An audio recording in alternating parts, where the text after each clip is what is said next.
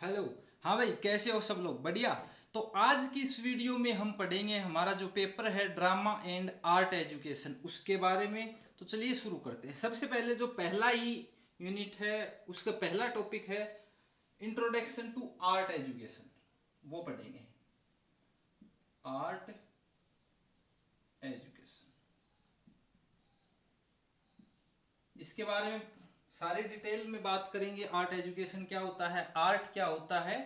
तो बने रहिए, पेशेंस के साथ देखते रहिए आराम से।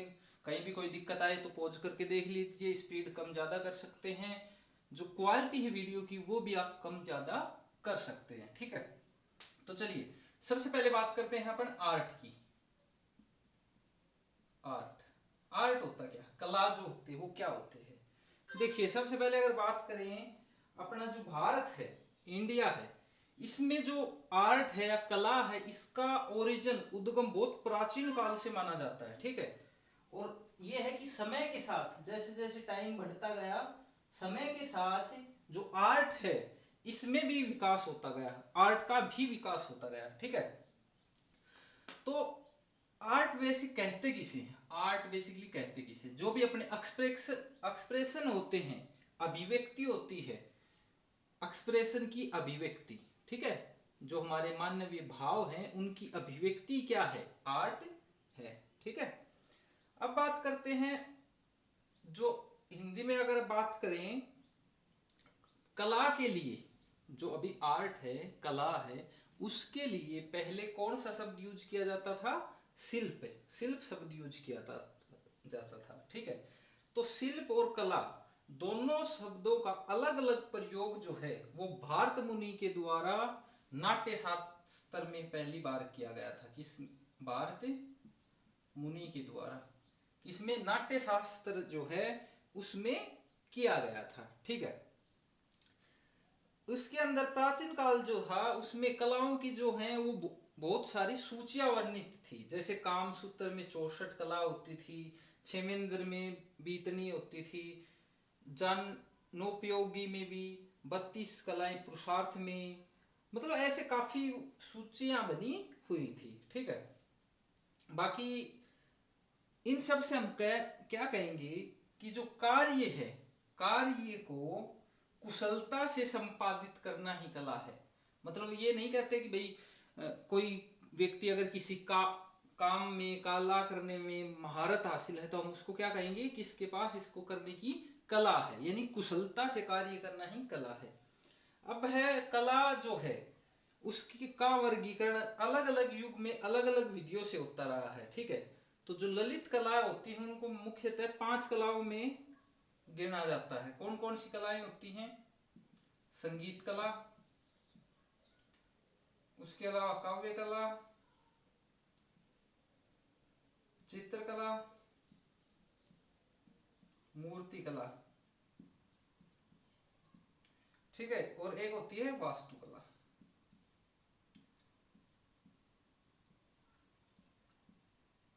ये होती हैं ललित कलाएं। जो ललित कलाएं होती हैं ये सारी, ये होती हैं सौंदर्य प्रधान। प्राचीन काल में 64 प्रकार की कलाओं से लोग परिचित थे। फिर धीरे धीरे क्या हुआ, 64 से उनकी, पहले मान प्राचीन काल में हम बात करें 64 थी, फिर धीरे धीरे मतलब समय के साथ साथ उनकी जो संख्या है वो 48 हो गई। फिर धीरे धीरे और समय परिवर्तित हुआ, उसके बाद 32 रह गई, फिर क्या हुआ 16 रह गई, मतलब इस तरह से घटती आ रही है। फिर क्या है 16 से 8 हो गई, और फिर जो 8 थी, 8 का क्या रहा, आज जो कलाएं हैं वो 6 रह गई हैं, ठीक है। 6 में कौन कौन सी, देखिए संगीत हो गया, काव्य का संगीत, काव्य कविता, चित्रकला, इसमें मूर्ति कला, वास्तुकला, और एक आता है नृत्य कला, ठीक है। ये आज जो ललित कलाएं हैं ये घट के 6 रह गई हैं। अब ये जो कलाएं हैं इनको पुनः 2 भागों में बांटा गया है, ठीक है। कौन से भागों में, एक तो है गतिशील कलाएं जिनमें गति होती है, जैसे संगीत, नृत्य और कविता, ठीक है। ये है कौन सी कलाएं? गतिशील कलाएं। एक है स्थिर कला, जैसे चित्रकला हो गई, मूर्ति कला होगी, वास्तुकला होगी, ये कौन सी कलाएं हैं? ये हैं स्थिर कलाएं। समझ गए? तो ये थी ललित कलाएं। अब बात करें, अलग अलग जो लोग थे उन्होंने आर्ट की अलग अलग परिभाषाएं दी हैं, तो उन परिभाषाओं को भी एक बार थोड़ा देख लेते हैं। बाकी नोट्स में आपको प्रॉपर सब कुछ मिल जाएगा, कोई इश्यू नहीं है। ठीक है,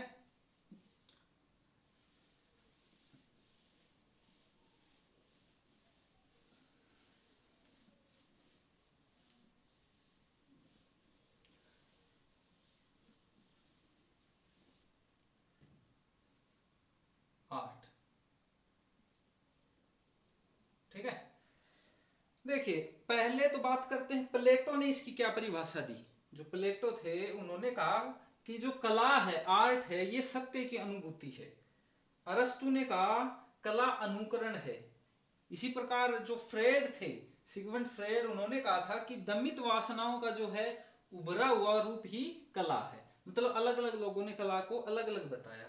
ठीक है, अब जो आर्ट है उसकी स्टडी कहां से होती है? आर्ट स्टडी कहां से होती है? तो आर्ट स्टडी के बारे में थोड़ा पढ़ते हैं। तो आर्ट स्टडी के विभिन्न स्रोत हैं, जैसे कोई हिस्ट्रिकल बुक है,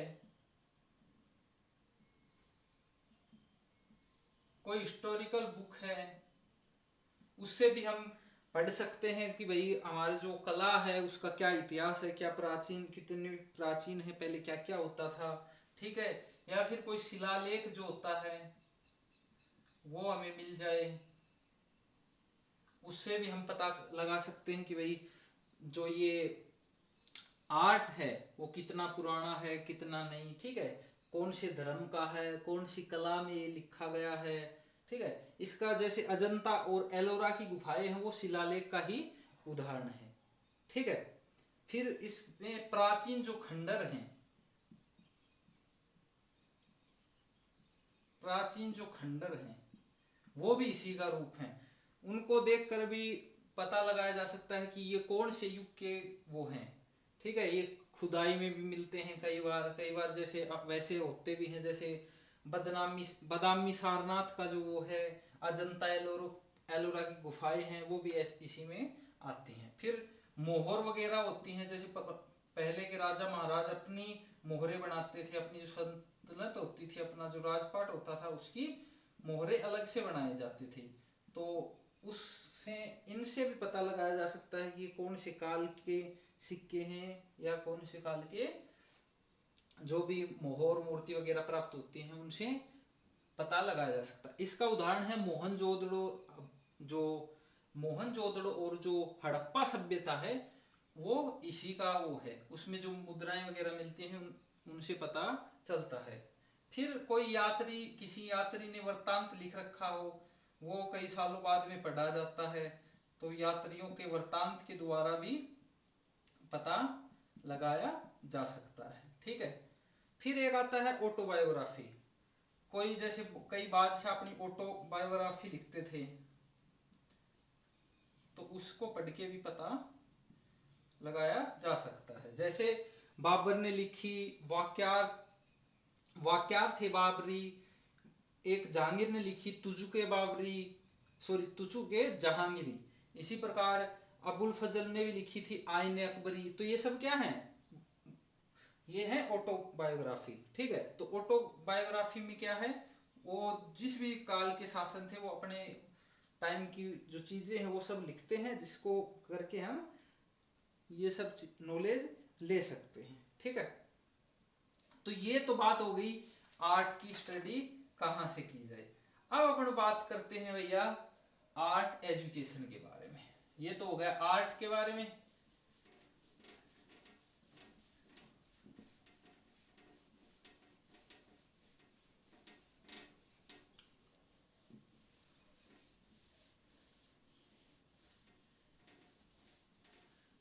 अब पढ़ेंगे अपन आर्ट एजुकेशन के बारे में। ठीक है,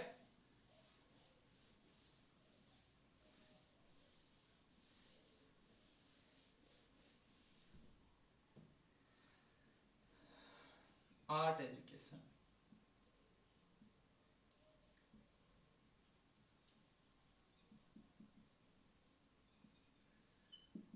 आर्ट एजुकेशन।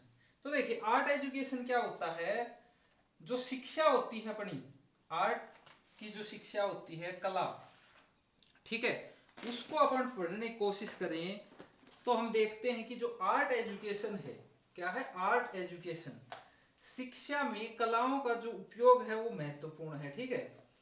और आर्ट जो एजुकेशन है जीवन में स्वतंत्रता हो गया, आनंद हो गया, इनके लिए महत्वपूर्ण है कलाओं का। मतलब अगर कोई आर्ट नहीं है व्यक्ति के अंदर, कोई किसी प्रकार, जैसे खेलना कूदना, ये भी एक आर्ट का ही प्रकार है, ये सारी चीजें अगर नहीं है तो लाइफ बोरिंग टाइप हो जाती है, ठीक है। इसलिए कला जो शिक्षा है वो बहुत ही महत्वपूर्ण है।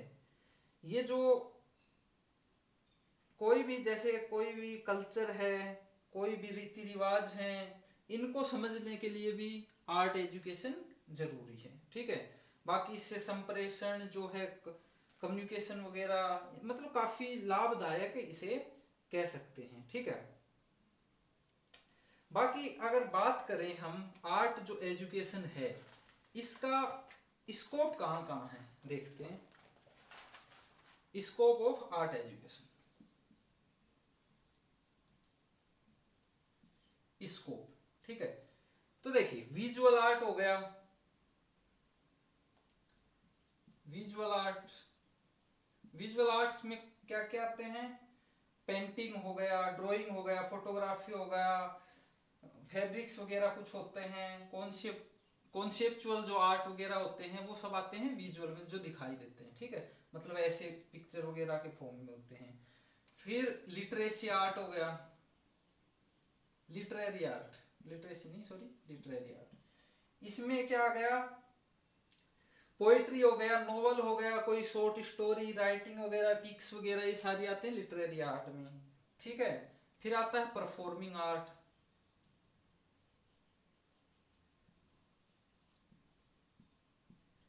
परफॉर्मिंग आर्ट क्या होता है, म्यूजिक हो गया, theatre, dance, acting, singing, direction, comedy, editing, material art, ये सब किस में आएंगे, परफॉर्मिंग, जिसमें परफॉर्म करना पड़ता है, ठीक है।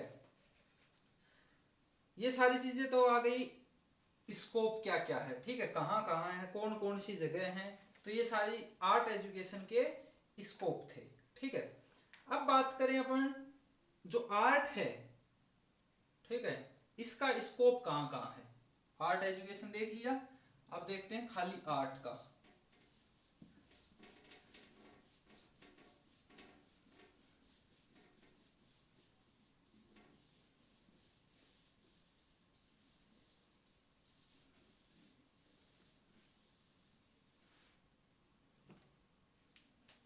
अब देखते हैं आर्ट का स्कोप, स्कोप, तो इसका जो स्कोप है वो बहुत बड़ा है।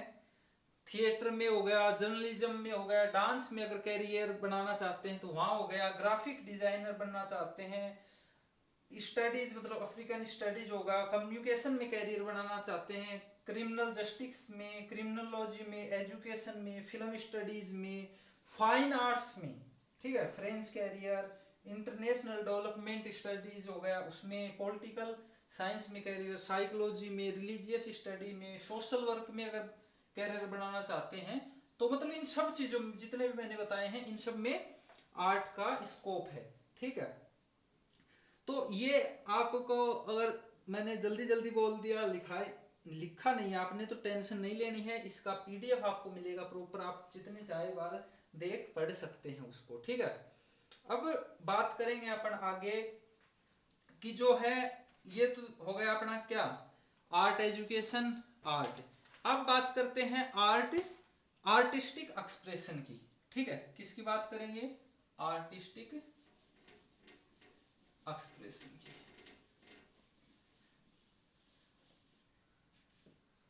देखिए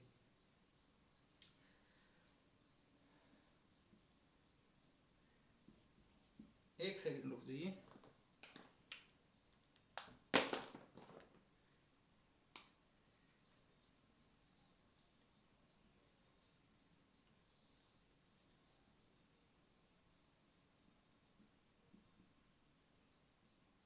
आर्टिस्टिक एक्सप्रेशन, ठीक है, आर्टिस्टिक एक्सप्रेशन के बारे में पढ़ने से पहले हम क्या जानते हैं?